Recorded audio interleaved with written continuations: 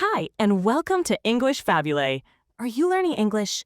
Great. Let's learn English with a very interesting story. Don't forget to subscribe, like, and comment. Let's get started. It was just after midnight on January 1, 2026. In a secret place, an old subway station under City Hall, Zoran Mamdani became New York City's new mayor. He was 34 years old, the youngest mayor in 100 years. This special, quiet event was very different from the big public ceremony held later. Thousands of people came to City Hall to see him. This showed that his journey to power was very new and unusual. After taking his oath, Mamdani spoke to the crowd. He said he would lead the city as a democratic socialist. This idea made many of his supporters happy and hopeful, but it also worried some people who did not agree with him. They wondered what this new way of leading would mean for New York City, the largest city in America. Many people saw him speak, but they did not know much about him. Who was this man, Zoran Mamdani? How did he manage to win this important election? It was one of the biggest surprising victories in recent times. The next part of the story will tell about his amazing life, from Uganda to becoming the mayor of New York City. 2. A new leader. Zoran Mamdani's journey began far from New York City, in Kampala, Uganda, where he was born in 1991. His parents were both from India and were well known. His father, Mahmoud Mamdani, was a famous academic, and his mother, Mira Nair, was an acclaimed filmmaker. Zoran's middle name, Kwame, honored the first president of Ghana, showing his family's connection to African history and activism. He spent his early years in Uganda and then lived in Cape Town, South Africa for 3 years. When Zoran was 7 years old, his family moved to New York City. He grew up in Queens and later attended the Bronx High School of Science. Living in Queens taught him a lot about the daily lives of working people in New York. He saw how hard it was to use the city's vast transit system and how public services, or the lack of them, deeply affected diverse neighborhoods outside Manhattan. These experiences helped him understand what New Yorkers truly needed. After finishing Bowdoin College in 2014 with a degree in Africana Studies, Zoran worked as a paralegal. In 2020, he began his political career when he was elected to the New York State Assembly. He represented the 36th District, which included Astoria and other areas in Queens. In Albany, Zoran quickly became known for his strong activism. He joined a hunger strike with taxi drivers, helping them get over $450 million in debt relief, which made a big difference for many families. He also successfully pushed for a pilot program to make some city buses free. These early battles for workers' rights were just a small taste of the sweeping citywide reforms he was planning. He wanted to challenge New York City's most powerful interests. Yet, when he announced his plan to run for mayor, many people were doubtful. He was just a junior assemblyman with little name recognition. Most political experts did not think he had a serious chance to win against much bigger names. The next chapter will uncover the strategy behind his impossible campaign and how he defeated political giants to win the city's top job. 3. The election. The year 2025 brought a lively race for New York City mayor. Many experts believed Zoran Mamdani was a long shot. He was a state assemblyman, not widely known, competing against famous people like former Governor Andrew Cuomo. Yet Mamdani had a powerful, simple message. Life in New York City had become too expensive for everyday working people. Rents were very high, food prices were rising, and childcare for young children was almost impossible for many families to afford. This message truly resonated with a huge number of voters. Mamdani offered clear plans to solve these problems.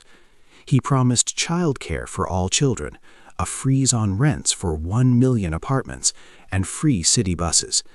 He also aimed to build 200,000 new affordable homes. To pay for these services, he proposed raising taxes on wealthy individuals and large companies. However, his ideas faced strong pushback.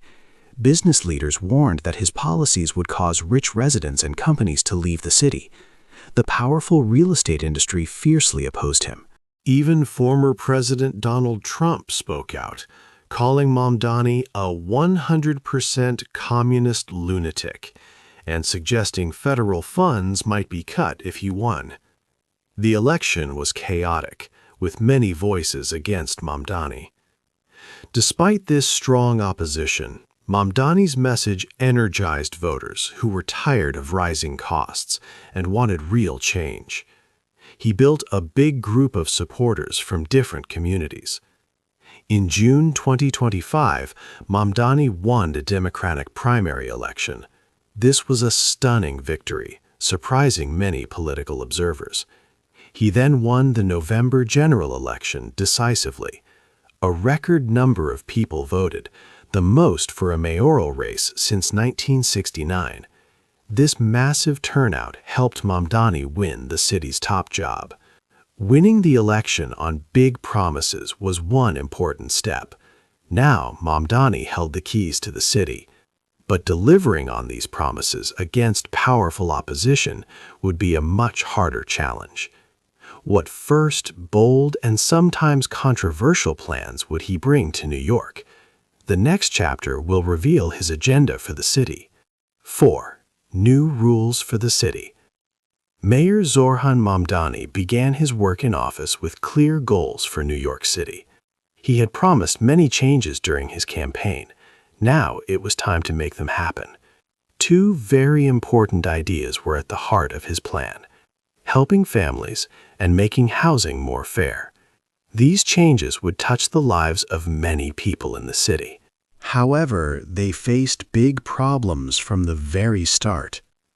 First, Mamdani wanted to create universal childcare for all children.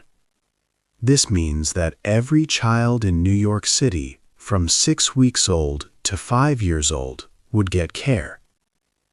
The plan also aimed to make existing early education programs better and pay childcare workers more money. This was a huge project, estimated to cost about $6 billion each year. Many families in New York City struggled to pay for childcare. For example, caring for a baby could cost over $18,000 a year.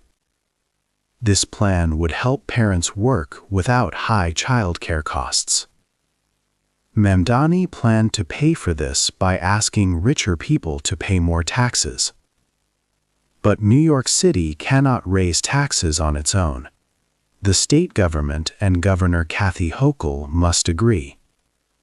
The governor had shown that she was not sure about new taxes on high earners. This made the first step for the childcare plan difficult. Second, Mayor Mamdani had a strong idea for housing: an immediate freeze on rents for about 1 million rent-stabilized apartments. These apartments have special rules about how much their rent can increase. The mayor appoints members to the 9-person Rent Guidelines Board, which sets annual rent changes. Mamdani planned to choose members who would vote for no rent increases. However, the previous mayor, Eric Adams, had already appointed some board members who might not agree with a rent freeze. Mamdani might have to wait for their terms to end to get a majority. Landlords strongly disagreed with this plan.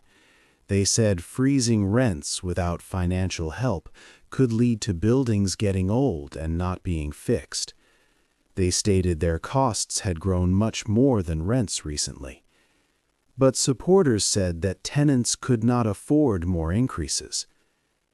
These two ideas, universal childcare and a rent freeze, were already very big changes for New York City. They would be some of the most radical plans in decades. But Mayor Mamdani was just beginning. Powerful groups and people, like those in the real estate industry and state government, were already preparing to fight these new rules. The next chapter will show that Mamdani had even more bold ideas, which many critics called truly extreme. 5. Changing New York. Mayor Mamdani had even more big ideas for New York City. His team began working on 3 more plans that would change the city greatly. First, he wanted to build 200,000 new homes over the next 10 years. These would be called social housing. This means the city would own these homes, not private companies. The goal was to offer truly affordable places to live, built by union workers. To make this happen, Mamdani created 2 special groups. One, called LIFT, would find city land where new homes could be built. The other, called SPEED, would make sure building these homes happened faster by removing old rules. Deputy Mayor Layla Bazorg was chosen to help lead these important housing efforts. Building so many homes at low cost would need a lot of money, more than the city had alone. This meant he would need help from the state or even the national government. Next, the mayor planned to make all city buses completely free to ride. This idea aimed to help many New Yorkers, especially those in areas far from subway lines. These people often rely on buses every day and pay a fare for each trip. Making buses free would save money for working families. It would also help speed up travel by reducing traffic if more people chose buses over cars. However, the buses are run by a state agency, not just the city, so Mayor Mamdani would need to work with the state government and the governor to make free buses a reality. Finally, Mamdani introduced his most new and talked about plan, 5 city-owned grocery stores. He wanted one store in each of New York City's 5 parts. The idea was simple. These city stores would buy food cheaply. Then they would sell it at lower prices than private supermarkets. This would help people who find it hard to buy healthy food because of high costs. Some people worried this was too much government control, saying it could hurt small local stores. But supporters believed it was a needed step to make food affordable for everyone, especially in areas with few good food stores. This plan would need the city council's approval to move forward. These bold plans were very ambitious. Mayor Mamdani knew he could not make them happen alone. He needed a strong and loyal team of people to help him lead the city. He also needed smart people to put these ideas into action. 6. The mayor's helpers. Mayor Mamdani chose a special team to help him lead New York City. He picked a mix of people. Some were older and knew a lot about how the city worked. Others were young and wanted big changes. One important person was Dean Fulihan. He became the first deputy mayor. Mr. Fulihan is 74 years old. He has worked in city government for many years, even for a mayor before. He knows a lot about the city's money and rules. His appointment helped many people feel more confident about Mamdani's new government. Mamdani also decided to keep Jessica Tisch as the police commissioner. She worked for the last mayor. Many business leaders liked her. Keeping her showed that Mamdani would not make sudden big changes to the police department right away. This helped to calm some people who were worried. But Mamdani also brought in people who believed in his ideas for big changes. Julie Su became the deputy mayor for economic justice, a new job. She worked for President Biden before. Her job is to help workers get fair pay and protect their rights. El Bizgard Church, who helped Mamdani win his election, became his chief of staff. She is a very trusted advisor. Layla Bazour continued as the deputy mayor for housing and planning. She will work on building new homes and helping people find places to live. Stephen Banks became the main lawyer for the city. He will help fight for people who live in apartments where landlords are not doing their job. Helen Arteaga Landaverde became deputy mayor for Health and Human Services. She is the first Latina to hold this important position. This team had different ideas and goals. Some wanted careful, steady steps. Others wanted to move fast and change many things. This mix of people meant that Mamdani's government would always have these different ideas inside it. It would try to be both practical and bold. One early helper had to leave the team quickly. She had written bad things online when she was a teenager. This showed how closely everyone was watching Mamdani and his new helpers. Now, Mayor Mamdani had his team ready, but big problems were coming from outside City Hall. Important groups like big companies on Wall Street did not like his plans. Also, powerful leaders in Washington, D.C., including President Donald Trump and his government, were preparing to fight against almost every move Mamdani made. The battle for New York City was just beginning. Hard times. Mayor Zoran Mamdani's big plans for New York City faced many strong challenges. It was clear that he had many powerful groups against him. 4 main problems stood in his way, like tall walls. First, the city's money situation was bad. New York ended 2025 with a budget deficit, meaning the city spent more money than it had. In the next few years, this problem could grow much bigger, with billions of dollars missing. This was because of rising costs, federal money ending, and possible cuts from the national government. Mamdani wanted to raise taxes on rich people and big companies to pay for his plans, like universal childcare. But the city could not do this alone. The state government in Albany had to agree to these tax changes. This led to the second big problem, the governor, Kathy Hochul. She was not fully against Mamdani, but she was careful. Governor Hochul worried that raising taxes too much would make wealthy people and businesses leave New York. She had her own election in 2026, so she needed to be careful. Also, the city's buses are run by a state agency, not the city. So Mamdani's plan for free buses needed her approval too. Without the governor's help, many of Mamdani's plans, including new taxes and free buses, could not happen. The third challenge came from the national government. President Donald Trump, in his second term, was not friendly to cities run by progressive mayors. His administration had already stopped $18 billion in federal money for New York City's transport projects. Other national changes, like cuts to health and food programs, also hurt the city's money. For example, federal changes from a bill passed in 2025 could mean 1.5 million New Yorkers would lose health insurance, or 300,000 households would lose food help. Also, $13 billion in cuts could affect the state's healthcare system. Even though President Trump and Mayor Mamdani had a polite meeting, the lack of federal funding showed that national help would be hard to get. Finally, many rich business leaders in New York did not trust Mamdani. They worried about higher taxes and new rules. Some even said they might move their businesses out of the city.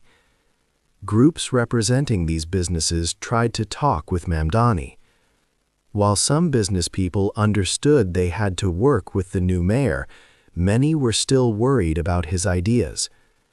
They believed that Mamdani could not truly make New York socialist because city power had its limits, especially with state laws and money rules.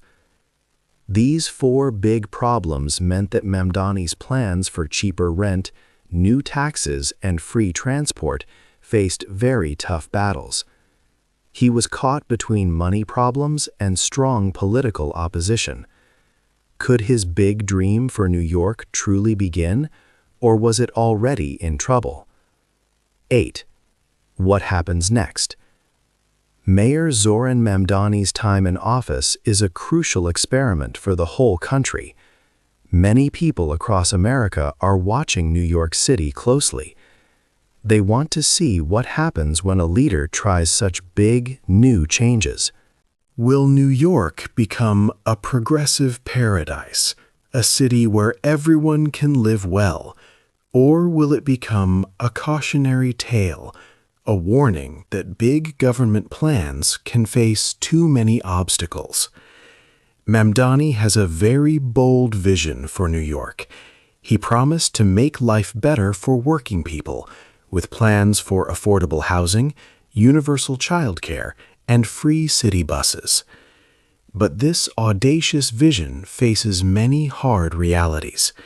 The city has a big budget deficit, meaning not enough money. The governor in Albany is skeptical and does not always agree with Mamdani's proposals to raise taxes. Also, the federal government, led by President Donald Trump, has shown open hostility towards New York, cutting important federal funding. Many strong business leaders in New York are also worried about his new taxes and regulations. Despite these big problems, Mamdani has started with quick action. His first steps on housing, like creating task forces to build more affordable homes and reopening an office to protect tenants, show promise. This demonstrates his dedication to his campaign promises. His team includes both experienced government workers and new progressive thinkers, trying to balance big ideas with practical work. But the challenges ahead are immense. The city's financial limits, the political disagreements at the state level, and the resistance from powerful business groups are very real. These forces could stop Mamdani's big dreams before they fully begin. His future as mayor and the future of New York City are both profoundly uncertain. The city is at a crossroads, and its path forward is not yet clear. New York has always been a place of big ideas and difficult realities. Mamdani's mayorship is the latest chapter in this ongoing story. What do you think will happen next in New York City? Hey there! Just a second before you go. If you learned something new today, please give this video a like, write your thoughts in the comments, and subscribe to the channel. It only takes a second, and it really, really helps to create even better English videos for you. Your support means the world. Thank you.